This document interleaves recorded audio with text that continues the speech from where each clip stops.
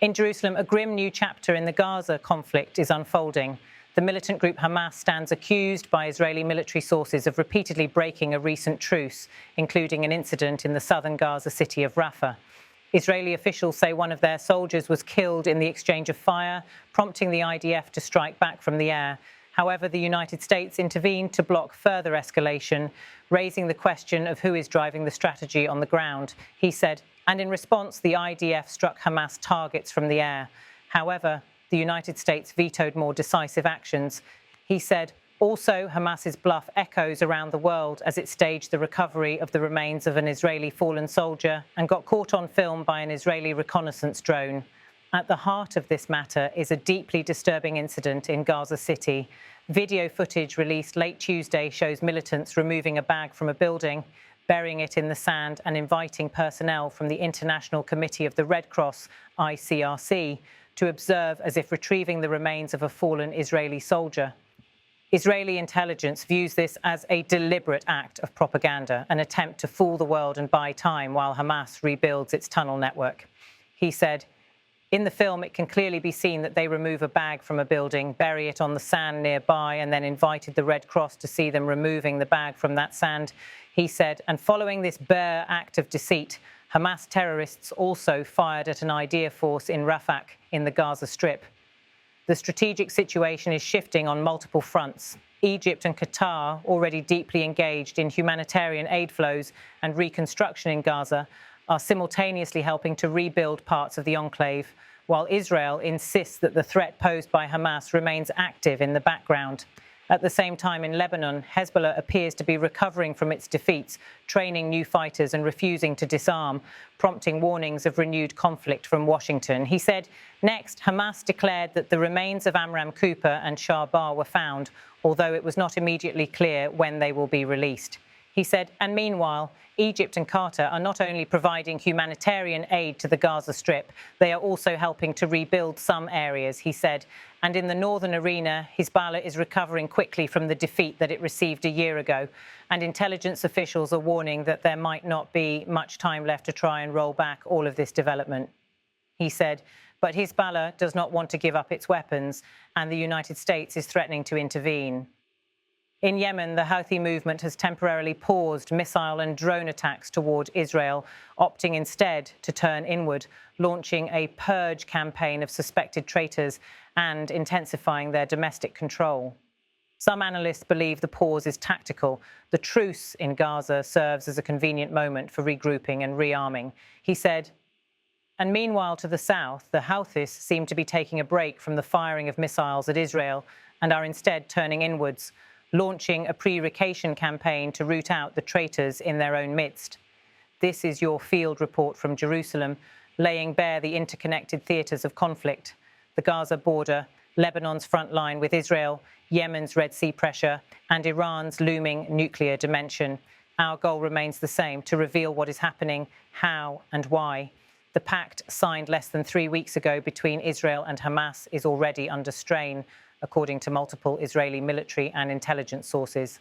The initial spark, another incident of gunfire in Rafah, where militant fighters reportedly fired on IDF troops operating in an area east of the demarcated Yellow Line. This follows a previous attack in which 2 Israeli soldiers were killed. In response, Israel launched limited airstrikes, though US pressure prevented a full-scale retaliation. He said, Hamas continues to violate the agreement signed less than 3 weeks ago with another shooting incident in Rafah and exercises in returning the remains of the kidnapped fallen. He said, Hamas terrorists fired on an IDF force in Rafah on Tuesday, about a week after the incident in which 2 soldiers fell in that location, and then Israel, under American pressure, launched only limited airstrikes in response. Prime Minister Netanyahu informed Washington of his intention to strike back hard. Israeli sources suggest they have US backing for the retaliatory measures, but crucially, coordination remains the operative word. Up north, the Hezbollah front remains active. More than a year after the last major conflict, the group is quietly rearming, training fighters and rebuilding infrastructure, even as the Lebanese government and US push for its disarmament. He said, and now we're once again switching our focus to the northern arena, where Hezbollah is rapidly reorganizing, rearming and preparing for another round of conflicts with Israel. He said, They do not learn anything from the severe pounding that they received a year ago, he said, and they have refused to comply with the demands of the internationally recognized government of Lebanon that they disarm and stand down, he said. They also don't seem to be deterred by Israel's relentless campaign of airstrikes on their operatives and on their infrastructure, or even on the Lebanese National Army's successful campaign to demolish their terror tunnels and their bunkers south of the Litani River. He said, instead, his body is moving to replenish its stocks of rockets and its missiles, recruiting and training new terrorists and operatives, and they also are attempting to rebuild its terrorist infrastructure, and the Americans are warning them to back off. But so far, these warnings don't seem to be having the desired effect, he said. In other words, anyone who thought would agree to disarm was mistaken. And those who thought that forces inside the Lebanese states, emboldened by this war, had raised their hands and would be able to do it, found out that they would not. He said, at the same time, the IDF is preparing for the possibility that we'll choose to respond to the strikes in the Gaza Strip, emphasizing that the current policy is to preserve security, not quiet, while striking and targeting assassinations will continue regularly as needed. Despite the rhetoric, Hezbollah is reportedly avoiding a full-scale engagement and may be absorbing blows rather than escalating visibly, but that could change quickly. He said, and meanwhile, a year after Naim Qasim inherited Hassan Nasrallah's position, it appears that Hezbollah is choosing to prepare under the radar and to keep its head down and absorb the blows dealt to it in order to hold out and not be dragged into a destructive war. He said, intelligence assessments include that it is good that Israel maintains a free hand and freedom of action, and if something dramatic occurs, Israel can and will act decisively. But this or that strike does not materially change things because it maintains its capabilities. According to Israeli intelligence assessments, the IDF has carried out more than 600 strikes in Lebanon during this ceasefire period. Nearly half occurred south of the Litani River, where Hezbollah's infrastructure is concentrated. The remainder are in inland areas, including the Bekaa Valley. The Lebanese army has reportedly run short of explosives due to the large number of demolitions of Hezbollah bunkers, forcing many to simply seal up the tunnels until fresh US supplies arrive. The Houthis have been closely monitoring the Gaza ceasefire and have indicated they will resume missile and drone strikes if hostilities reignite in Gaza or the Red Sea shipping lanes are further disrupted. He said, in any case, according to reports, the Iranian-backed terrorist organization that controls large parts of Yemen is closely monitoring the implementation of the ceasefire in the Gaza Strip and warns that it will resume attacks if fighting renews. At the same time, the group is using the quiet to purge internal dissent, arrests of United Nations staff, alleged traitors within their own ranks, and public pledges to boycott US and Israeli goods. One news outlet reported at least 59 detainees from UN-linked organizations, he said, and meanwhile, the militia has in recent weeks been promoting a boycott of American and Israeli goods. He said, and according to reports from Yemen, senior Houthis recently held a meeting between the ministers of the economy and information, aiming to formulate a communications plan that would encourage consumers to protect the national economy and prefer local products.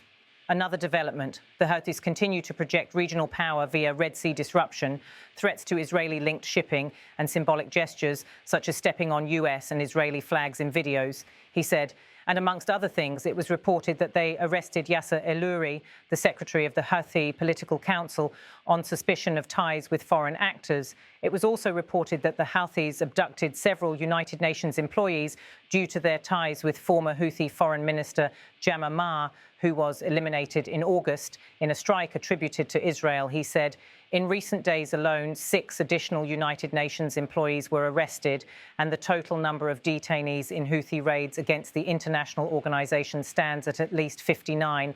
He said, Elabia emphasized that the arrest operations are also intended to prevent information leaks and strengthen Houthi control over the terrorists under their authority as part of an overall effort to purge elements perceived as traitors. He said, at the same time, the militia has in recent weeks been promoting a boycott of American and Israeli goods. He said, I must say that this last part seems rather odd to me, since Yemen is not a big export market for any American and Israeli companies, or for that matter, anyone else, but even makes the Houthis happy to send a virtue signal about boycotting us, then I won't try to talk them out of it. But the Houthis also continue to boast about the economic harm that they have caused Israel through disruptions in the Red Sea shipping lanes and to the port of Eilat in the south of the country, which was severely affected, acted following their threats against ships that are linked to Israel. He said, in parallel, they published videos documenting training marches and parades in which activists are seen stepping on the flags of Israel and the United States. And yesterday, a video was circulated of the conclusion of a course named Mohammed Abdel Karim El Gamari, the Houthi chief of staff, who was eliminated in recent months. This is evidence that the organization continues to prepare its forces, even if the war has moved to a new phase. Finally, the host turned to Iran's broader ambitions, nuclear posture, and regional strategy. Iran's foreign ministry spokesman recently delivered a sharp message. The United States remains a threat, and the country will continue cooperating, for now, with the IAEA, but only on Tehran's terms. He said, reports in Saudi media portals said this week that the Iranian foreign ministry spokesperson, Ismail Bahi, renewed harsh criticism of the United States, and during his weekly press conference, warned that the possibility that the country will be attacked in an American military strike exists at any time, and we must take into account our prior experience in any future negotiations. He said, on the issue of the International Atomic Energy Agency, he clarified that Tehran will continue to cooperate with the agency according to the Non-Proliferation Treaty and the Safeguards Agreement, and in accordance with the decision of the Iranian parliament. These comments followed Tehran's suspension of IAEA cooperation in June 2025 and a recent agreement signed in Cairo to resume partial engagement with the agency. He said, as is recalled, the Ayatollah regime, which rules Iran, tried to say that the IAEA was partially responsible for the Israeli strikes, claiming the agency did not condemn Israel's strikes on its nuclear facilities. He said, and I have a brief comment to make about all of this. If the Ayatollah regime was a person, we would say that this person has a severe form of narcissism. They blame everybody else for their problems, never acknowledging their own bad behavior. He said, and on that note, it's important to remember that Iran is the only non-nuclear weapons state enriching uranium at the 60% level, a level close to the technical threshold of 90% that is required to produce a nuclear bomb, according to the International Atomic Energy Agency. The underlying message, as the Gaza ceasefire endures or faces breakdown, Iran remains poised to expand its leverage through proxies, nuclear progress, and regional posture. From the streets of Jerusalem to Gaza's rubble, from southern Lebanon's bunkers to Yemen's Red Sea coast, the regional map is changing. Ceasefires shift into brittle pauses. Militant networks rebuild beneath the surface, and major powers like the US continue to steer, but increasingly just from behind the scenes. For Israel, the challenge is clear: to enforce security without triggering open war, to cooperate with the Americans while retaining decision-making, to strike when required, but avoid a spiral out of control. For Hamas, the demands are stark: deliver bodies and hostages, disarm, and face a potential Israeli ground operation. For Hezbollah and the Houthis, the calculus remains a wait-and-see game. Can they step forward, or will they be preempted?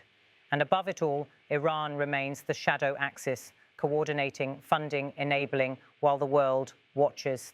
In this moment of fragile calm, every missile launch, every hostage retrieval, every bulldozer crossing into Gaza, and every political meeting in Beirut or Sana'a adds up. The risks are high. The time for initiative, if it is ever going to come, is now. And as we continue to cover the ground, we'll keep tracking the paths of escalation, the shifting alliances, and the thin line between ceasefire and full war.